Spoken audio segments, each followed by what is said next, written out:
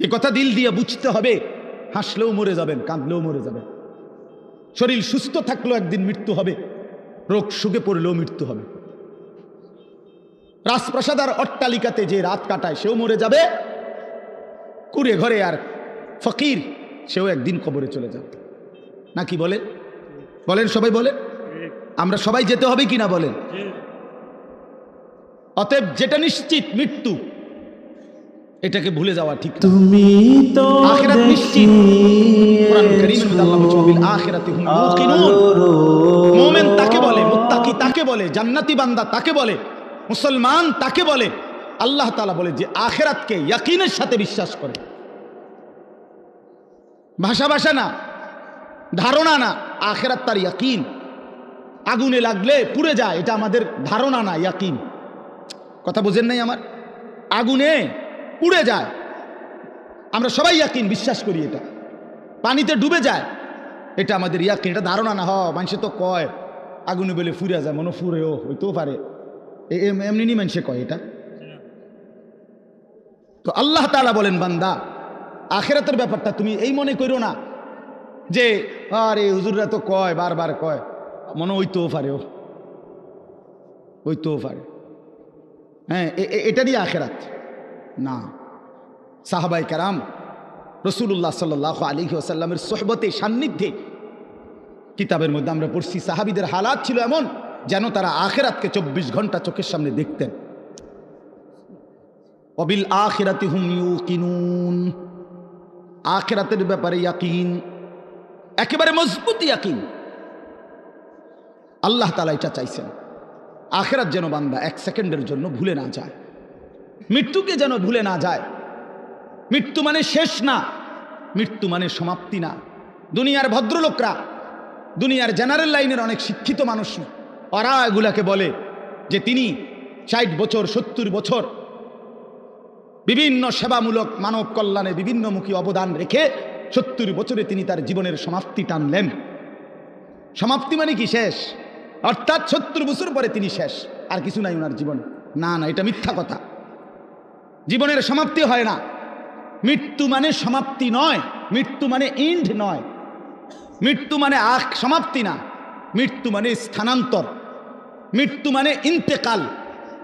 মানুষ কেবল স্থানান্তর হয়, মানুষ কোনোদিন শেষ হয় না, হয় না, হবে না, কোনোদিনও না, কোনোদিনও না। মানুষের কোনো শেষ নাই, মানুষের কোনো শেষ নাই, মানুষ কেবল স্থানান্তর হয়। হ্যাঁ, মাটি থেকে মানুষ বীর্যের ফোঁটা হয়, আল্লাহর কুদরতে বীর্যের ফোঁটা থেকে মায়ের জরায়ুতে যায়, মায়ের জরায়ু থেকে 9 মাসে ধীরে ধীরে পরিবর্তন হতে হতে একদিন মায়ের পেট থেকে মানব সন্তান হয়ে বের হয়, আবার পরিবর্তন হয়, আবার পরিবর্তন হইয়া কিশোর, যুবক, বৃদ্ধ, অথবা তার আগেই কবরে চলে যায়। কবর থেকে আবার হাসরের মাঠে, হাসরের মাঠ থেকে আবার আমল নামা নিবে, আল্লাহর মুখোমুখি যাবে, মিজানের পাল্লার সামনে ওজনের জন্য যাবে, ফুলসিরাত পার হবে, জান্নাত কিংবা জাহান্নামে যাবে। তো জান্নাতে গেলেও, এই ভাই এই কথাটা বুঝতেই বুঝবেন, জান্নাতে গেলেও চিরস্থায়ী, জাহান্নামে গেলেও চিরস্থায়ী। খালিদিনা ফিহা আবাদা, কোরআন শরীফে বারবার এই কথাটা আছে। জান্নাতি, সমস্ত জান্নাতে জান্নাতি থাকবে অনন্তকাল, চিরস্থায়ী, জাহান্নামেও চিরস্থায়ী। তো মানুষ শেষ হইল কেমন? কথা বোঝেন নাই? মানুষ শেষ হয়েছে তাইলে? মানুষ যদি জান্নাতে যায় তাইলেও স্থায়ী, যদি জাহান্নামে যায় তাইলেও কি স্থায়ী। শেষ হইল কই? শেষ নাই, অনন্তকাল, অনন্তকাল। এজন্য আখিরাত ভুলতে নাই। যে আখিরাত ভুলে যায়, মৃত্যুকে ভুলে যায়, আল্লাহর কসম, এটা বোঝা উচিত। আমিও, আপনিও, বাবারাও, নওজোয়ানরাও, পর্দার আড়ালের মা বোনরাও, আখিরাত ভুলে গেলে মুসলমান থাকে না। পরকাল যার জেহেন থেকে সরে গেছে, যার ধ্যানে, চিন্তায়, চেতনায়, চলাফেরায়, উঠা বসায়, লেনদেনে আখিরাত, আখিরাতের বলতে কিছুই তার মনে নাই, তারে মুসলমান বলে না, মুসলমান বলে না। পৃথিবীর আর কোন ধর্মাবলম্বীদের কাছে আখিরাতের ব্যাপারে স্পষ্ট কোনো ধারণা নাই। হিন্দু ধর্মের অনুসারী যারা, তারা মনে করে মৃত্যুর পরে মানুষ আবার পুনর্জন্ম হয়, জন্মান্তর হিন্দু ধর্মের একটা গুরুত্বপূর্ণ বিশ্বাস তাদের। আবার পুনরায় জন্ম হয়, প্রথম জন্মে যদি সে ভালো কাজ করে, পরের জন্মে আপনার বড় তাদের উত্তম মানুষ তাদের ধর্মে যারা মানে তাদের মতো হয়ে আসে। আর যদি প্রথম জন্মে মন্দ কাজ করে, পরের জন্মে বিভিন্ন জীব জন্তু কীট পতঙ্গের মতো হইয়া জন্ম নেয়। এইটা তাদের বিশ্বাস। ইয়াহুদি ধর্ম যারা, ইয়াহুদি ওই যে ইসরায়েলের যে কুত্তারা মুসলমান মারে, ওই বেঈমানদের আকীদা হলো পরকালে যদি বিচার হয়ও, তাইলে আমাদের সর্বোচ্চ 40 দিন আমরা মুসা আলাইহিস সালামের কথা শুনি নাই, এই জন্য হয়তো 40 দিনে হালকা কিছু পিটাটিটা দিতে পারে, এর বেশি দিবে না কাউরে। 41 দিনের দিন সব স্বর্গে চলে যাবে। হ্যাঁ, এটা কোরআন শরীফে আছে। এটা এইভাবে খ্রিস্টানদের আকীদা হইল, এই যে সারা পৃথিবীর যত খ্রিস্টান ইউরোপের, তাদের কথা হইল আমরা পৃথিবীতে যত অপরাধই করি না কেন, আমাদের পরকালের সমস্ত অপরাধ মোচন করে আমাদেরকে স্বর্গে নিয়ে যাওয়ার জন্য আমাদের যেই ঈসা আল্লাহর পুত্র নাউজুবিল্লাহ দিয়েছেন, উনি সমস্ত পাপ নিজের কাঁধে তুলে নিয়ে আমাদেরকে স্বর্গে দিয়ে দেবেন। পাগলের কি পরিমাণ মাথা খারাপ! আমার এক হুজুরে বলতেন, আরে প্রথম মাথা খারাপ হইলে কয় পাগল, এরপরে আবার মাথা খারাপ হইলে কি করবে, তখন বলবে আরে যে পাগলের মাথা খারাপ। প্রথম তো মাথা খারাপ হয়েছিল আর এই পাগল হয়েছে, এখন আবার কি হয়েছে? আগে তার সিট ছিল 3-4টা, অনসি পুরাডি ছিঁড়ে গেছে। এই ধরনের মাথা খারাপ এরা।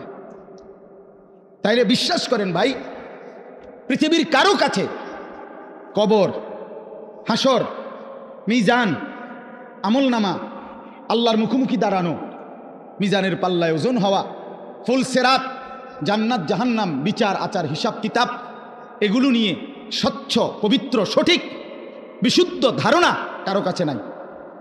একমাত্র আল্লাহর কোরআন, প্রিয় নবী সাল্লাল্লাহু আলাইহি ওয়াসাল্লামের হাদিস, এর মধ্যেই কবর, হাসর, আখিরাত, পরকালের সঠিক পূর্ণ বিবরণ আল্লাহ এবং তার রাসূল পেশ করেছেন। বলেন আলহামদুলিল্লাহ। নবী সাল্লাল্লাহু আলাইহি সাল্লাম ভাঙ্গা ভাঙ্গা বলছে, আমরা হাদিসে পড়ছি নবীজি সাল্লাল্লাহু আলাইহি ওয়াসাল্লাম জানাজা পড়তে গেছে। হযরত বারা ইবনে আযিব থেকে বর্ণিত, তিনি বলেন যে আমরা নবীজির সাথে এক সাহাবীর জানাজা পড়তে গেছি। তো যেখানে জানাজা হবে ওইখানে গিয়া দেখলো, নবীজি দেখলেন এখনো কবর খোঁড়া শেষ হয় নাই। বলেন মা ইয়ালহাদ, কবর খোঁড়া এখনো শেষ হয় নাই, তাহলে আরো সময় লাগবে 20-25 মিনিট, কথার কথা। তো এখন কবর খোঁড়া যদি শেষ না হয় তো জানাজা পড়বো কেমনে? কবর তো রেডি হয়েছে না এখন। তো নবীজি সাল্লাল্লাহু আলাইহি সাল্লাম সাথে সাথে ওইখানেই বসে গেছেন। সাহাবীরা গোল হয়ে চারদিকে বসছে, ওই যারা জানাজা পড়তে আসছিল। আল্লাহ নবী সাল্লাল্লাহু আলাইহি সাল্লাম হাতের মধ্যে একটা লাঠি, মানে কাঠি, ছোট মনে করেন একটা কাঠির মতো কিছু নিয়া নবী সাল্লাল্লাহু আলাইহি সাল্লাম মাথা নোয়াইয়া ওই মাটির মধ্যে কিছুক্ষণ এরকম আঁকা আঁকি করছে। হযরত বারা সাহাবী বলেন, কোনো মানুষ চিন্তিত হইলে যেরকম নিজে নিজে যেরকম দাগ দেয়, মানে মনে করেন আপনি একটা কিছু গভীর চিন্তা করতেছেন, তো হাতের মধ্যে একটা চাবি আছে, দেখবে চাবিটারে সে ঘুরায়, অথবা একটা না একটা কিছু, মানে বোঝা যায় সে একটা কি আছে, চিন্তার মধ্যে আছে। তো সাহাবী বলেন যে ওই ছোট যে লাঠিটা, এটা এরকম দাগ দিতেছে, আঁক দিতেছে, আমরা বুঝতেছি যে গভীর কোনো চিন্তা করতেছে। এরপরে নবীজি বললেন সাহাবীদেরকে 3 বার, প্রথম বললেন ইস্তাইযু মিন আযাবিল কবর, সাহাবীরা আল্লাহর কাছে দিবানিশি কবরের আযাব থেকে পানাহ চাও, কবরের আযাব থেকে আল্লাহর কাছে মুক্তি চাও। 3 বার বলছে কথাটা। এরপরে নবীজি সাল্লাল্লাহু আলাইহি ওয়াসাল্লাম এক টানা লম্বা হাদিস, 2 পৃষ্ঠার মতো বড় কিতাবে আল্লাহ নবী সাল্লাল্লাহু আলাইহি ওয়াসাল্লাম এই কোনো ব্যক্তির নেককারের রুহু কেমনে কবজ হয়, নাফরমানের রুহু কেমনে কবজ হয়, এই 2টা থেকে শুরু করে কবরের পুরা ঘটনাটা আল্লাহ নবী সাল্লাল্লাহু আলাইহি সাল্লাম বলছেন। সাহাবীরা মনোযোগ দিয়ে শুনছেন, চোখের পানি ফেলে কাঁদছেন।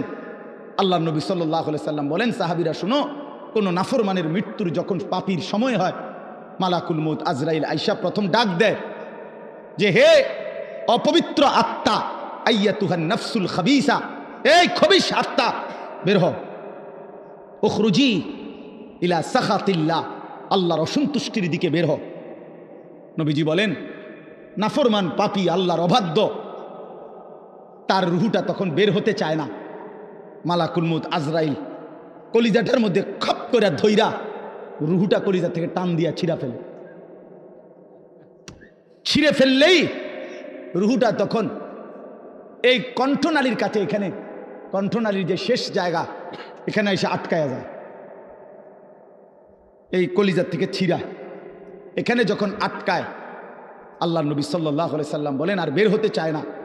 আজরাইল তখন কোনো কিছুকে টাইনা হেসরাইয়া ছিঁড়া, টাইনা টুইনা হেসরাইয়া যেভাবে বের করে, মালাকুল মউত আজরাইল ওই নাফরমানের রুহুকে এইভাবে টাইনা হেসরাইয়া ছিঁড়া ফাইরা তারপরে বের করে। এই জন্য দোস্ত আমার, বন্ধু আমার, রাসূলুল্লাহ সাল্লাল্লাহু আলাইহি ওয়াসাল্লাম বিস্তারিত একেবারে জান কবজ থেকে শুরু করে বর্ণনা দিয়েছেন। কোরআন শরীফে আল্লাহ বারবার বলছেন ফালাউলা ইযা বালাগাতিল হুলকুম। রব্বুল আলামিন বলে কোন নাফরমানের রুহু যখন ছিঁড়ে গিয়ে কণ্ঠনালীতে এসে পৌঁছে, ওয়া আনতুম হিনা ইদিন তানজুরুন, তোমরা আশপাশের আত্মীয় স্বজন তখন তার দিকে তাকিয়ে থাকো।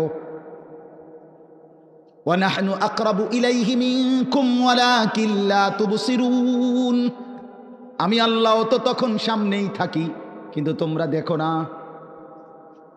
বলেন না, আল্লাহ বলেন আমিও দেখি তোমরাও তাকায়া দেখো। তার রুহুটা বের হতে চাচ্ছে না, কণ্ঠনালীর কাছে আইসা আটকায়া গেছে। এরপর আল্লাহ বলেন ফালাউলা ইন কুনতুম গায়রা মাদিনিন, যদি তোমরা মনে করো কবর নাই, আখিরাত নাই, পরকাল বলতে কিছু নাই, তারজিউনাহা ইন কুনতুম সাদিকিন, যদি তোমাদের এই কথাটাই সত্য হয় তাইলে এই নাফরমানের রুহুটা তার কণ্ঠনালীর থেকে টেনে তার কলজার মধ্যে ফিরিয়ে দাও। দেখো না পারো কিনা। তাহলে বলেন সম্ভব তখন? মানে কেউ পারবে তো তখন নাকি? কোরআন শরীফের জন্য আছে, আল্লাহ বলছে আউলা লাকা ফাআউলা সুম্মা আউলা লাকা ফাআউলা। আল্লাহ বলে নাফরমান বান্দা মনে রেখো, তুমি 4 বার কষ্ট পাইবা, তুমি 4 বার যন্ত্রণা পাইবা, তুমি 4 বার আযাব পাইবা। আমি আল্লাহ বলে রাখলাম আউলা লাকা ফাআউলা সুম্মা আউলা লাকা ফাআউলা।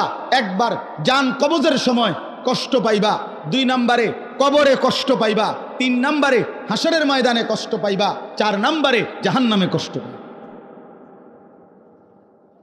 জাহান্নামে কষ্ট পাইবা। এই জন্য ভাই আমি আপনাদের কাছে এবার আসেন, যে এই আয়াতগুলো পড়ছি এই আর অল্প একটু সময়, এই আয়াতগুলো রাতের 11:30 বাজে, চিন্তা করেন বাইরে, এরপরও মানুষ কথা, কি আকল কি দেমাগ, এরা থামবে কখন? চিন্তা করেন, মানুষের বিবেক রাতের 11:30 বাজে গেছে, এরপরও বাহিরে কিছু মানুষ, আরে বাবা আপনি ঘুমাইলেই তো ভালো,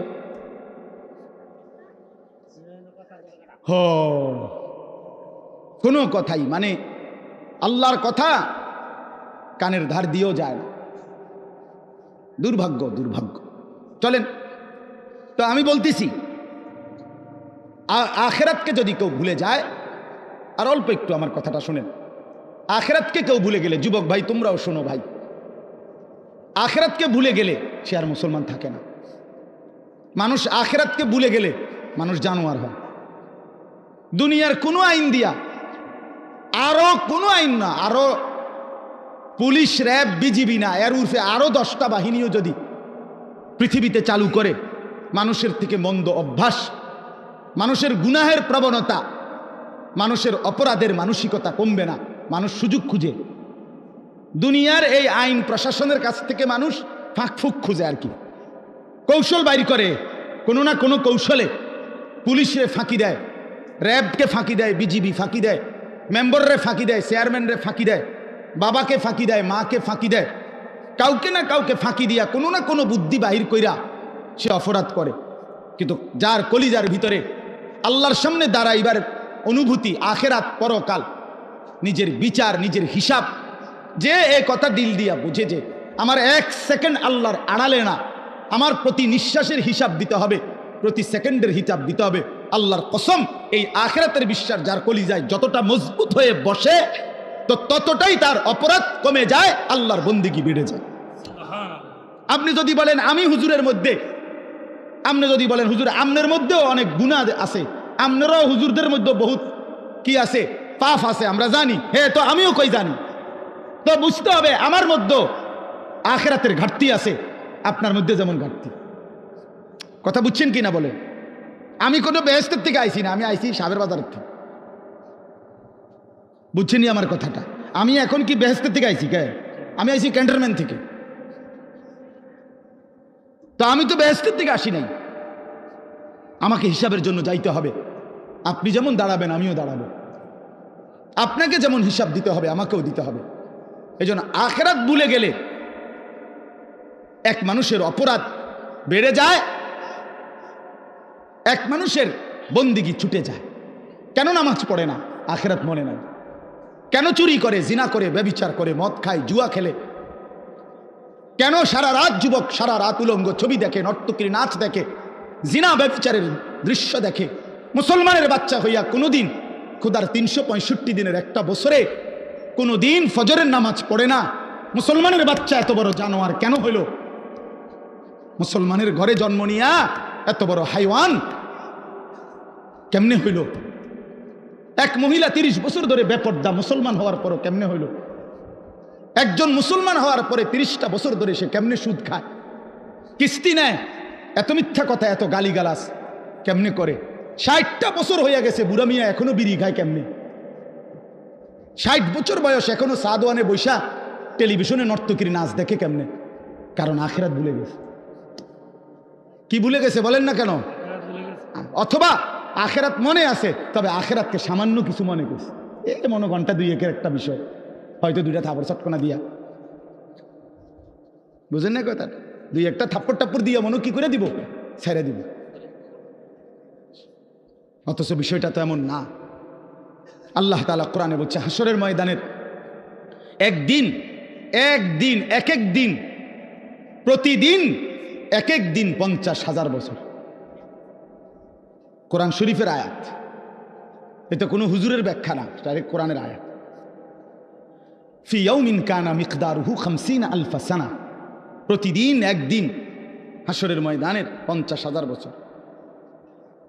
50,000 বছর একটা প্রচণ্ড গরমের জায়গার মধ্যে আপনারই যদি 4টা ঘন্টা 5টা ঘন্টা চারিদিকে কোনো দরজা নাই, জানালা নাই, পুরা গরমের মধ্যে এই প্রচণ্ড গরমের সিজনে যদি বসায় রাখে 10টা ঘন্টা, আমি তো পাগল হয়ে যাব।